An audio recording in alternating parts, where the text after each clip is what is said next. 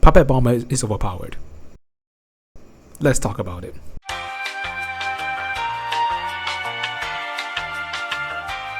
Puppet Bomber, or as the community likes to call it, P-Bomb, is a playstyle for Shaman that uses puppets as bombs, basically, to deal damage.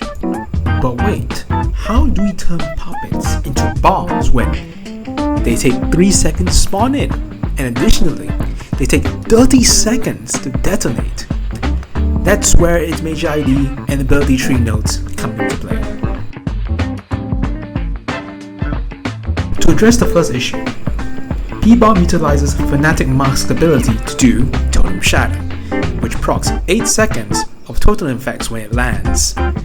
This means that the totem, when shattered, will act as if it was there for 8 seconds, which for Puppet Bomber produces about 2 to 3 puppets, depending on how long it was active for.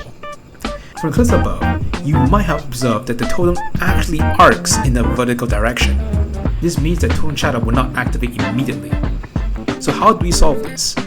Well, the major ID Dead Weight allows the totem to lose almost all of its vertical momentum, therefore allowing the totem to immediately shatter, or basically as fast as possible. So, we addressed the spawn rate issue. What about the detonation part? Instead of using the poopy shaman node that I will not say, we use the major ID Strings of Fate, which turns a puppet into kamikaze agent that will deal double damage with their attacks and explosions. Combine this with Awakened, which grants all masked effects, Lunatic, Fanatic, and Heretic, without any of the downsides, makes for an ungodly synergy. But let's talk about Awakened first. To obtain Awakened, you must save a total of 150 mana through masks, or 100 aspects. So, to quickly obtain Awakened, you abuse the mask with the highest cost reduction, which is Fanatic, with a weapon that increases total cost greatly, which is lower, to put the Awakened meter quickly.